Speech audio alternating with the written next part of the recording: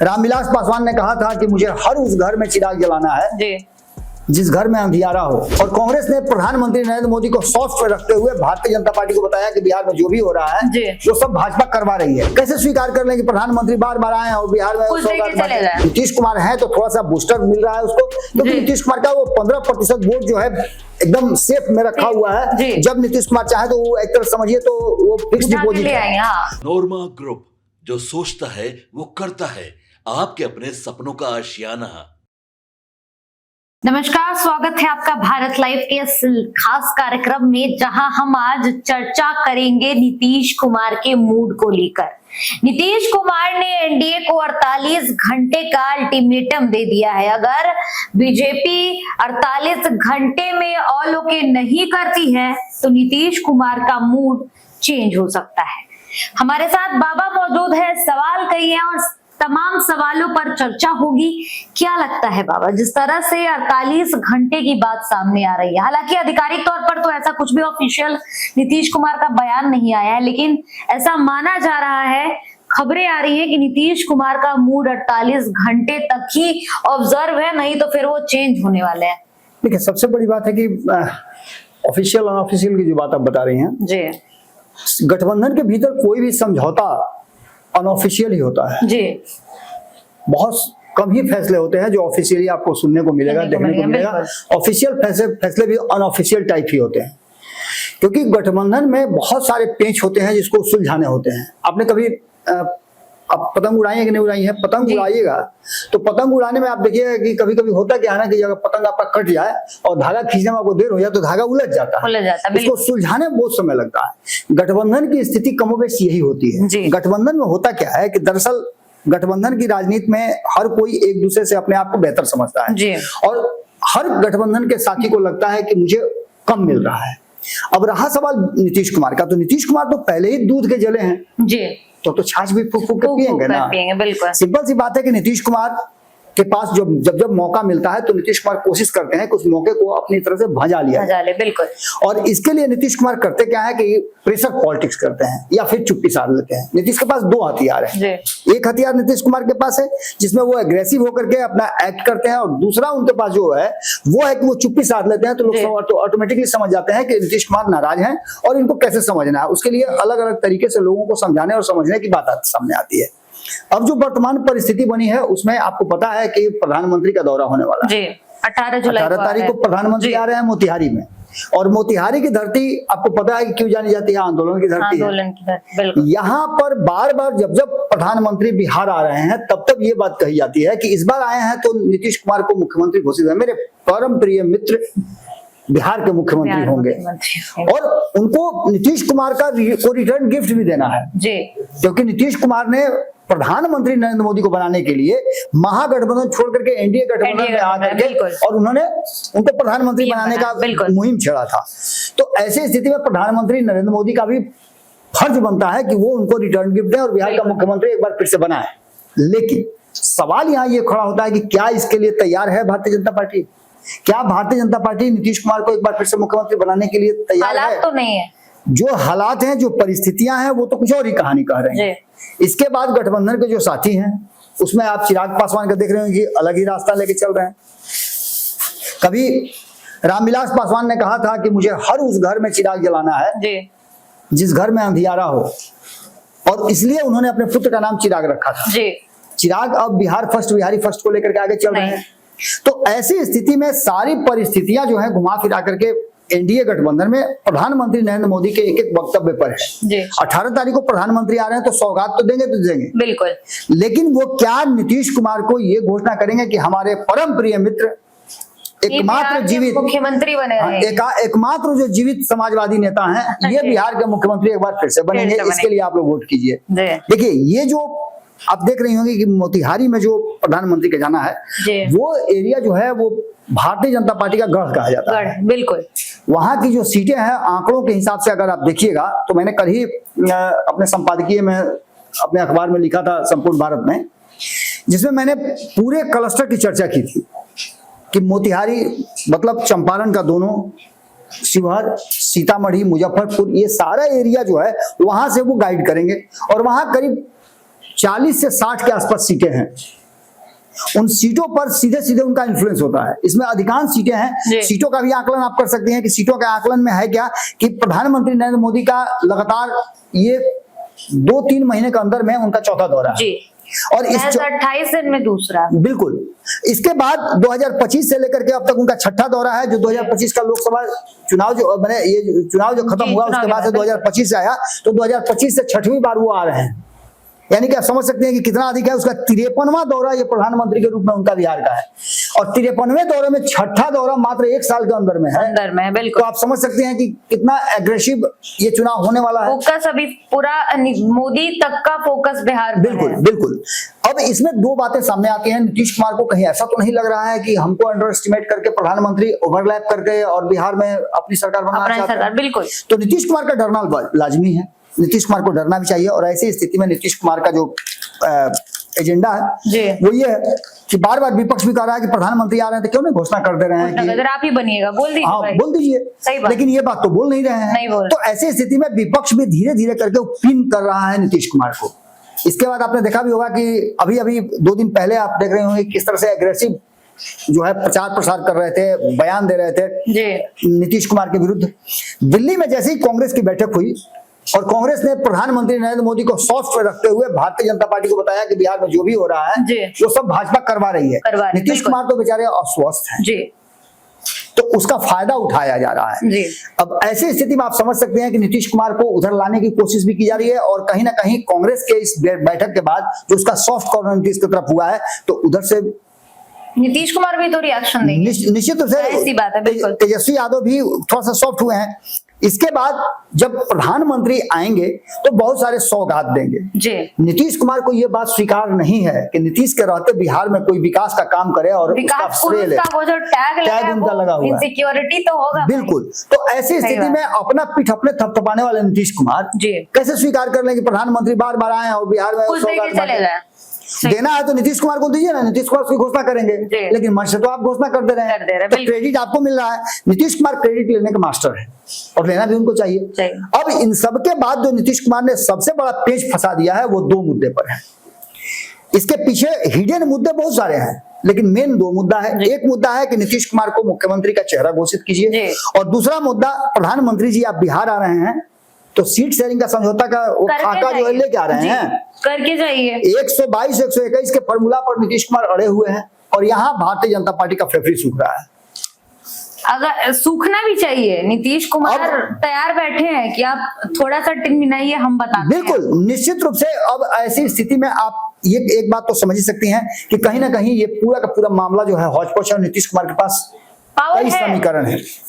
इसके बाद आप एक और बात गंभीरता से विचार कीजिएगा। आईपी गुप्ता से हमारी बातचीत हो रही थी, उनसे हमने एक्सक्लूसिव इंटरव्यू एक उनका किया है। आईपी गुप्ता ने एक बात चलते चलते कह दिया है, वो कहना तो नहीं चाह रहे थे लेकिन खोदते मैंने उनसे पूछ ही लिया। बिल्कुल। और उन्होंने कहा कि न एनडीए न इंडिया गठबंधन एक तीसरा विकल्प बने और वो बने। उन्होंने कहा, जबकि आपको मैं बता रहा हूं कि जो इस तरह से उनका बॉडी लैंग्वेज था, लग रहा था कि भीतर भीतर कुछ चल रहा है। बिल्कुल। उन्होंने कहा कि प्रशांत किशोर, आईआईपी उनकी पार्टी, ओवैसी की पार्टी और हिडन रूप से उन्होंने 3-4 नाम और बताए हैं जिसको उन्होंने कैमरे पे तो नहीं कहा लेकिन इंटरनली कहा। उनके कहने का तात्पर्य यह था कि इसमें शायद हो सकता है कांग्रेस भी हो, शायद हो सकता है नीतीश कुमार भी हो, या शायद हो सकता है कि चिराग पासवान। बिल्कुल। तो अगर चिराग पासवान है तो स्वाभाविक रूप से कहीं ना कहीं ये गठबंधन मजबूत हो जाता है। बिल्कुल। और ये वोट बैंक जो होता है वो कहीं ना कहीं एग्रेसिव वोट बैंक, क्योंकि चिराग के वोटर भी एग्रेसिव वोटिंग करते हैं। आईआईपी के वोटर जो है 40 लाख के आसपास वो एकदम एग्रेसिव है। ओवैसी के वोटर हैं वो भी एग्रेसिव वोटर हैं। पिछली बार उन्होंने दिखाया था किस तरह से। और प्रशांत किशोर यदि आ जाते हैं तो प्रशांत किशोर का एक स्ट्रेटजी जो है, जो तरीका है, प्रशांत किशोर जो अलग अलग अकेले पड़ गए हैं उनको भी एक बूस्टर डोज मिल जाएगा। तो ऐसी स्थिति में एक ऑप्शन तो खुला हुआ यहाँ भी है। इन सभी परिस्थितियों को लेकर के नीतीश कुमार ने पूरा का पूरा जो मामला है वो फंसा के रखा है और इस फंसे हुए मामले में प्रधानमंत्री नरेंद्र मोदी के आने का सबको इंतजार है। इसमें सबसे बड़ी बात जो सामने निकल करके आ रही है कि कुछ हमारे पास आंकड़े हैं, उन आंकड़ों पर हम बात करना चाहेंगे। इन आंकड़ों में सबसे इंपॉर्टेंट आंकड़ा है कि जो प्रधानमंत्री आ रहे हैं उसमें जो परिस्थितियां बनी है उस परिस्थिति के हिसाब से क्या कुछ निकल के सामने आ रहा है। तो इसमें जो सबसे बड़ी बात सामने आ रही है उसमें देखने वाली बात यह है कि जो क्लस्टर बना है, जिस तरह से वो पूरा दायरा बना है, उसमें मुजफ्फरपुर के 11 सीटों में एनडीए को 6 सीटें प्राप्त है, जिसमें एनडीए के पास 100 सीटें हैं। हालांकि बोचहा सीट पर 2020 में एनडीए की सहयोगी दल वीआईपी जीती थी, लेकिन बाद में वहां मामला बदल गया था। उनके मृत्यु के बाद उनके बेटा ने राजद से चुनाव लड़ा और वहां से जीत करके आए। इसके अलावा आपको बताते हैं कि पूर्वी चंपारण की 12 सीट है, पश्चिम बंगाल की 9 सीट है, दोनों जिलों में 21 सीटें हैं और जहां पर एनडीए को 17 सीटें प्राप्त है, यानी कि यहाँ लीड लेकर के चल रही है।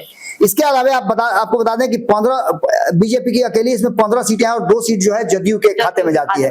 ये पूरा का पूरा जो है क्लस्टर जो है चुनावी रणनीति के तहत मोतिहारी में प्रधानमंत्री की रैली हो रही है और इस रैली के साथ साथ वो यहाँ पर अपना गेम पैक करना चाहते हैं।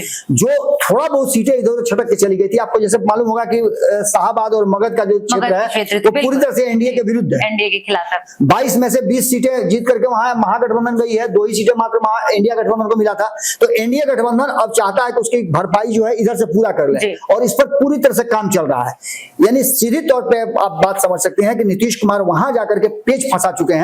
जहां प्रधानमंत्री नरेंद्र मोदी जब बिहार आए तो 1-2 चिट्ठी लेकर के आए, एक चिट्ठी लेकर के आए कि नीतीश कुमार को प्रधानमंत्री के मुख्यमंत्री के रूप में घोषित करें और दूसरी तरफ वो सीट शेयरिंग का समझौता लेके आए कि हुजूर जो आप कहिएगा वही होगा, आप लीजिए ये सीट से आप ही बांट लीजिए।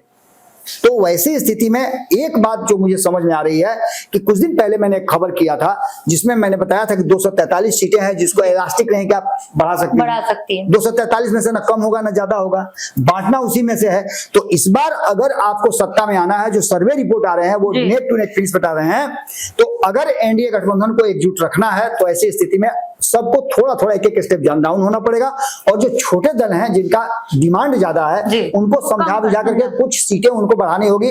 अब 6 सीट 7 सीट आप दीजिएगा उपेंद्र कुशवाहा को तो भड़केंगे बिल्कुल। इसके बाद अब जीतन राम मांझी को अगर 6 सीट 7 सीट दीजिएगा तो भी भड़केंगे। वही जगह आप चिराग पासवान को दे दीजिएगा तो गुस्सा होंगे। निश्चित रूप से चिराग पासवान जब 40 की बात करें तो उनको 30 भी दीजिएगा ना। तो अगर ये दोनों अपने हिस्से में 100 से अधिक सीटें ले लेते हैं तो नहीं बचता है, नहीं बचेगा। तो ऐसी स्थिति में 2 ही फॉर्मूला हो सकता है। एक फॉर्मूला जो नीतीश कुमार का है, आप भारतीय जनता पार्टी समझे चिराग पासवान कितनी सीटें देंगी, तो यानी 100 से नीचे भारतीय जनता पार्टी लड़े, मतलब आप अपने में से दीजिए, हम अपना नुकसान नहीं करेंगे। ये परिस्थितियां पैदा होगी तो ऐसी स्थिति में भारतीय जनता पार्टी भी फंसेगी और भारतीय जनता पार्टी को ये बात अच्छी तरह से पता है कि वो कई मुद्दों पर फंसी हुई है। नीतीश कुमार है तो थोड़ा सा बूस्टर मिल रहा है उसको, क्योंकि नीतीश कुमार का वो 15% वोट जो है एकदम सेफ में रखा हुआ है। जब नीतीश कुमार चाहे तो वो एक तरह समझिए तो वो फिक्स डिपॉजिट है, वो फिक्स डिपॉजिट नीतीश कुमार है, उनकी 20 साल की पूंजी यही तो है, तो वो रख देना चाहते हैं और हिडन एजेंडा में उनके पुत्र को शामिल कराना, उनके पुत्र के हाथ में लेना और भारतीय जनता पार्टी को ये बताना कि हमारे सांसदों पर आप कोई भी नजर मत रखिएगा। एक बात मैं बता दे रहा हूँ, बहुत ही एडवांस खबर, अगर एनडीए गठबंधन यथास्थिति रह गया और बिहार में नीतीश कुमार एक बार फिर से मुख्यमंत्री बन गए तो आप देखिएगा कि मोदी मंत्रिमंडल में जदयू की तरफ से या तो नए चेहरे हो जाएंगे या फिर जो मोदी मंत्रिमंडल में 2019 में हुआ था कम होंगे, कोई होगा ही नहीं। ये बातें हो सकती हैं क्योंकि नीतीश कुमार उसी वक्त का इंतजार कर रहे हैं, मौके पर चौका मारने के लिए नीतीश कुमार जान जाते हैं और इस बार भी उन्होंने मोदी के आने से पहले जो पेच फंसाया है वो नरेंद्र मोदी को परेशान जरूर कर रहा है। देखना होगा कि नरेंद्र मोदी क्या लेकर के आते हैं। मतलब नीतीश कुमार अपना मास्टर स्ट्रोक चल चुका है, इसीलिए चुप बैठे हैं कि भाई आप लोग पहले सिमट लीजिए उसके बाद हम एक्शन लेंगे। नीतीश कुमार निश्चिंत नेता है ना, उनको पता है, जब आपको पता हो आपके बिना कोई कुछ नहीं, जो आपने पढ़ा हो, आपके सिलेबस में जो भी आपने पढ़ा हो और क्वेश्चन वही आ जाए तो आप तो खेलिएगा उससे ना। बिल्कुल सही बात, वही स्थिति है। नीतीश कुमार बिहार की राजनीति को सारे सिलेबस को पढ़ चुके हैं, कोई सिलेबस उनसे बचा हुआ नहीं है, क्वेश्चन जहां से पूछना पूछ लीजिए। सही बात है।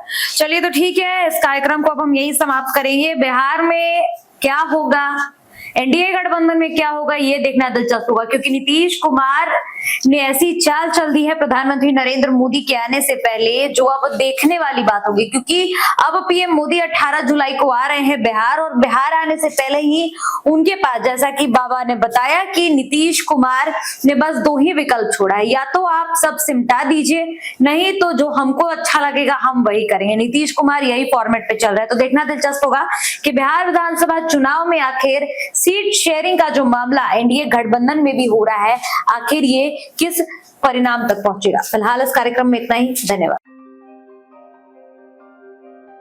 आपके सपनों को हमने सजाया है, ई होम्स पैनोरमा को हमने बनाया है। ई होम्स मेरा एक सपना था जिस पे मैं पिछले 4 साल से काम कर रहा था।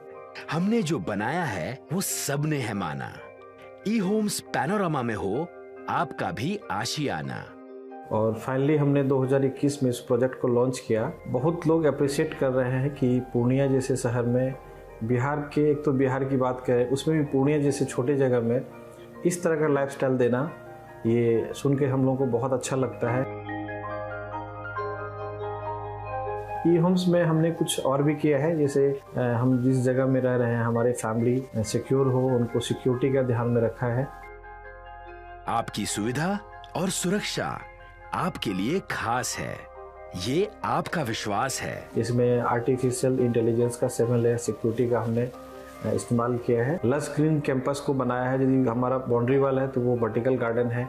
ये जितनी भी फैसिलिटी होता है एक इंटरनेशनल टाउनशिप में, ई होम्स है, ये हम लोग विश्वास नहीं कर पा रहे हैं। जो भी हमारे मित्र दोस्त या जो भी हमारे बाहर के बाहर आते हैं तो हम लोगों को बहुत अच्छा सुनने को मिलता है और बहुत अच्छा क्रेडिट मिल रहा है। वो सारा हमने सिर्फ एक बिल्डिंग नहीं बनाया, हमें एक बहुत अच्छा लाइफस्टाइल दिया ई होम्स में, और मेरा एक सपना था जिसको मैं आज फुलफिल होते हुए देख पा रहा हूँ। ये आपका आवास है। ई होम्स पैनोरमा में अब आपका निवास है। E Homes Panorama, luxurious lifestyle redefined. Panorama Group, जो सोचता है वो करता है। अगर ये वीडियो पसंद आई और वह बिहार के राजनीति और बिहारियत से सरोकार रखेनी तो सब्सक्राइब बटन दबा के चैनल के सब्सक्राइब कर ली। ओजे एगो घंटी बा, ओकरा बटन दबा देला से कुल सटीक और मारक खबर रुआ मुफ्त में मिल जाई। अगर रुआ पत्रकारिता के हमनी के नया प्रयोग में सहयोग कर चाहतानी तो ज्वाइन बटन दबा दी। पेटीएम नंबर नोट कर ली 93868167